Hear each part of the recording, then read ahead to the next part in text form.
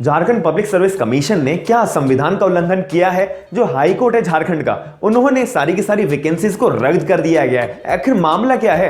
इस वीडियो के अंदर आप शुरू से लेकर एंड तक मैं आपको डिटेल में एक एक बात समझाऊंगा। और मैं आपको पहले ही वार्न करके चल रहा हूं कि आप वीडियो को स्किप बिल्कुल भी ना करिएगा, क्योंकि ये वीडियो के अंदर जितनी भी बातें बताई जाएंगी आपकी लाइफ के अंदर बहुत ज्यादा काम आएगी। बस वीडियो को आप स्किप बिल्कुल मत करिएगा।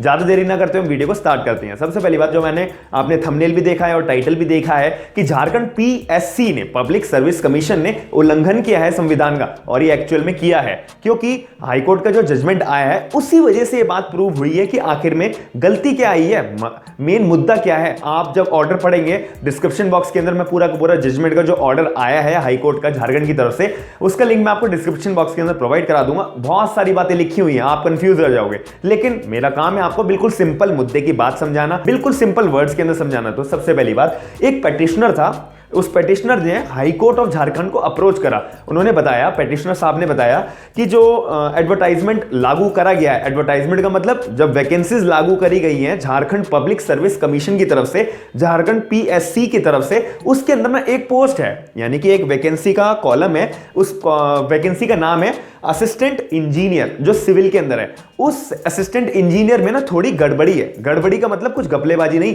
कुछ मिसअंडरस्टैंडिंग है, कुछ मिस्टेक करी गई है झारखंड पब्लिक सर्विस कमीशन की तरफ से कि उनको उस पे ध्यान देना चाहिए था। लेकिन जो पेटिशनर साहब है, उस पेटिशनर साहब ने जो हाई कोर्ट है झारखंड का, उनको साहब बोला कि इस पूरे के पूरे झारखंड पब्लिक सर्विस कमीशन का जो पूरा का पूरा एडवर्टाइजमेंट है उसको कैंसिल कर दिया जाए, क्योंकि इसके अंदर ये जो एडवर्टाइजमेंट है संविधान के खिलाफ जा रहा है। अब क्यों जा रहा है?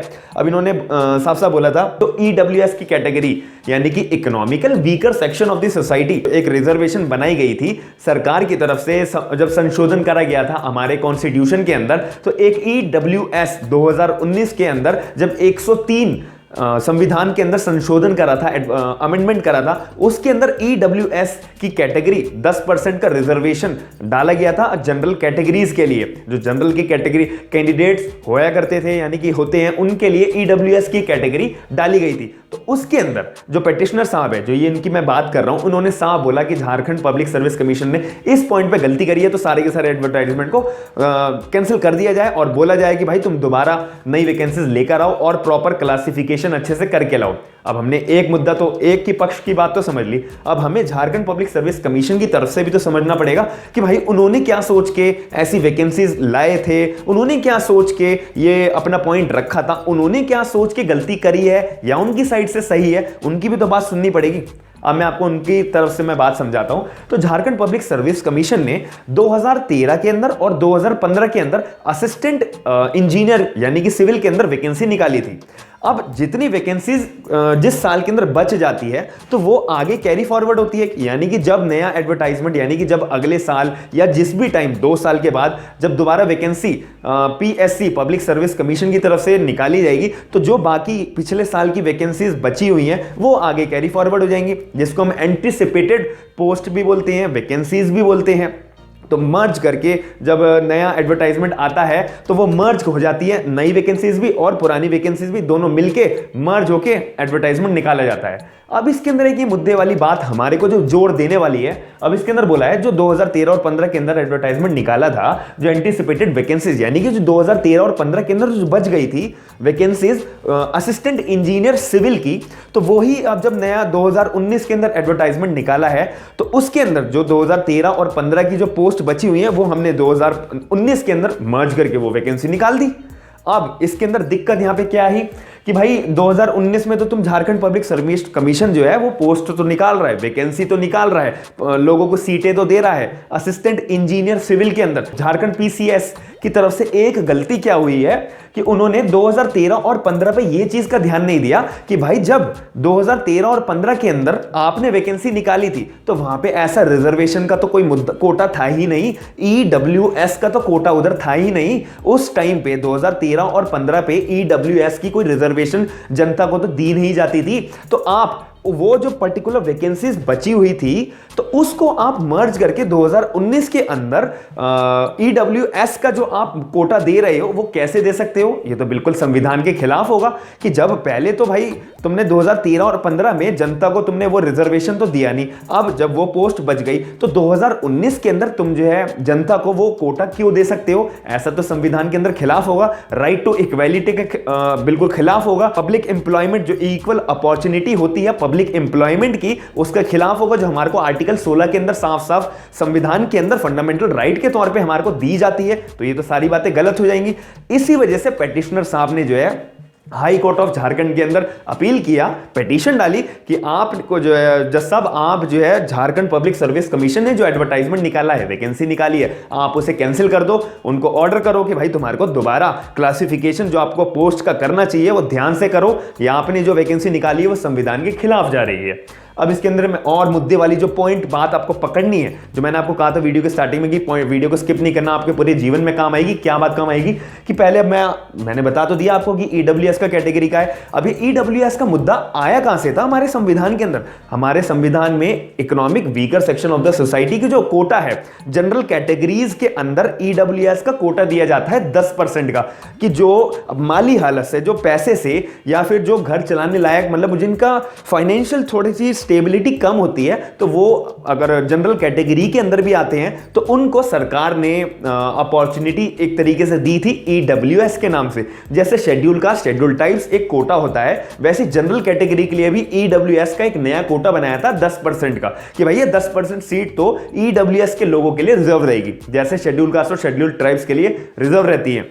अब ये ईडब्ल्यूएस का पॉइंट आया कहां से था? Indira Sahni versus union of India का एक केस आया था हमारा, जिसको हम मंडल कमीशन के नाम से भी बोलते हैं। उसके अंदर साफ साफ लिखा हुआ था कि भाई अगर कोई भी सरकार की तरफ से, या भले स्टेट गवर्नमेंट है या भले सेंट्रल गवर्नमेंट है, कोई भी वैकेंसी निकालेगी तो उसके अंदर साफ साफ कोटा जो है अप्लाई होगा, रिजर्वेशन अप्लाई होगा। शेड्यूल कास्ट और शेड्यूल ट्राइब्स को अलग मिलेगा, जो भी ईडब्ल्यूएस का कोटा है उनको अलग मिलेगा। इन सारे कोटों को मिला के 50% तक कोटा होना चाहिए। अगर 50% तक कोटा मतलब बाहर जा रहा है, यानी कि 51% तक रिजर्वेशन पहुंच गई है, 52% तक रिजर्वेशन पहुंच गई है, तो यह संविधान के उल्लंघन होगा, गलत होगा। तो इस केस के अंदर यह बात कहां पे क्लियर हुई थी?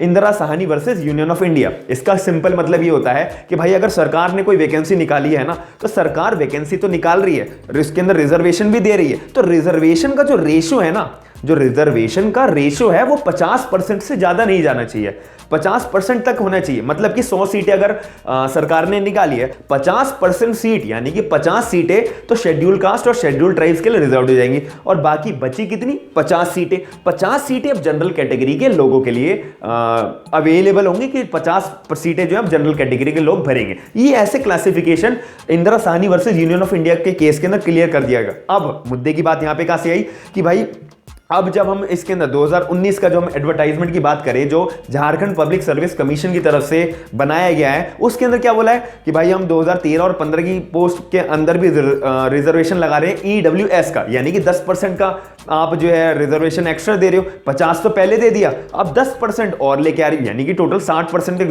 रिजर्वेशन चला गया है ना। तो इसी वजह से ये जो पॉइंट है ये संविधान के खिलाफ जा रहा है। भाई जब Indira Sahni versus union of India के केस में बोला है 50% से ऊपर रिजर्वेशन नहीं जाएगा, तो आप 60% तक क्यों भेज रहे हो? तो ये तो संविधान का उल्लंघन है, राइट टू इक्वालिटी का उल्लंघन है, equal opportunity in public employment का उल्लंघन है। तो इसी वजह से ये पॉइंट पकड़ा पिटिशनर ने और हाई कोर्ट ऑफ झारखंड के आगे पिटीशन फाइल करी, और इसकी वजह से ईडब्ल्यूएस का जो रिजर्वेशन है वो, अब मुद्दा एक और आया कि जो ईडब्ल्यूएस का रिजर्वेशन है उसका प्रोस्पेक्टिव इफेक्ट है या फिर उसका रेट्रोस्पेक्टिव इफेक्ट है। इसको भी आपको बहुत जोर देने वाली बात है। रेट्रोस्पेक्टिव इफेक्ट का मतलब होता है कि पीछे से जिस दिन लागू हुआ है वो उस दिन भी लागू होगा, बाद में भी लागू होगा और पीछे भी लागू होगा।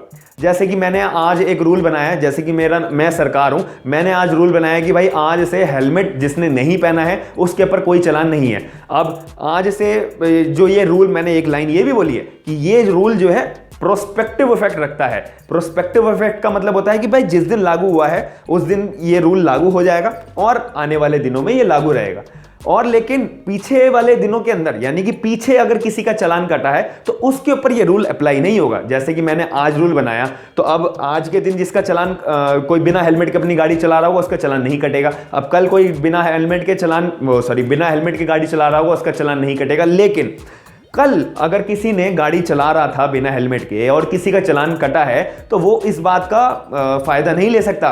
वो उसका कोर्ट चालान अगर कटता है तो वो कोर्ट में जाके ये नहीं बोल सकता कि जज साहब, सरकार ने तो एक रूल बना दिया है कि बिना हेलमेट के आप गाड़ी चला सकते हो, कोई चालान नहीं है, तो आप मेरा चालान क्यों काट रहे हो। तो जज साहब उसे साफ साफ बोलेंगे, भाई सुनो, जो सरकार ने रूल बनाया है ना उसका प्रोस्पेक्टिव इफेक्ट है। जिस दिन वो लागू हुआ है तो आने वाले दिनों के लिए वो अप्लाई होगा। अब तुमने जिस दिन लागू हुआ था उससे पहले तुम्हारा चालान कटा है, तो इसी वजह से सिंपल मोटी मोटी बात ये होती है कि प्रोस्पेक्टिव इफेक्ट का मतलब आगे से लागू होता है, रेट्रोस्पेक्टिव का मतलब आगे से भी और पीछे से भी, पीछे वाले दिनों के लिए भी, पीछे वाले दिनों को भी साथ लेके वो लागू होता है।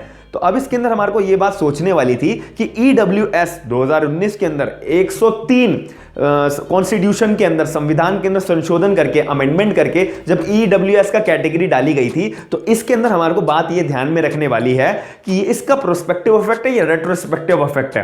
कि प्रोस्पेक्टिव इफेक्ट मतलब 2019 के अंदर लागू हुआ है तो क्या 2018 में भी लागू होगा, 2017 में भी लागू होगा, 2013 में भी लागू होगा, 2015 में भी लागू होगा, ये बात है, या फिर 2019 को लागू होगा, 2020 को लागू होगा, आने वाले दिनों में लागू होगा। हमारे को ये बात पता करनी थी। अब कोर्ट ने जो है अपना जजमेंट साफ दिया कि भाई सुनो, पहले तो 103 कॉन्स्टिट्यूशन का अमेंडमेंट हुआ था, EWS 10% रिजर्वेशन मिलेगी जनरल कैटेगरी वालों को, वो पॉइंट डाला गया था हमारे संविधान के अंदर। ये बात मैंने आपको अभी स्टार्टिंग में बता दी है।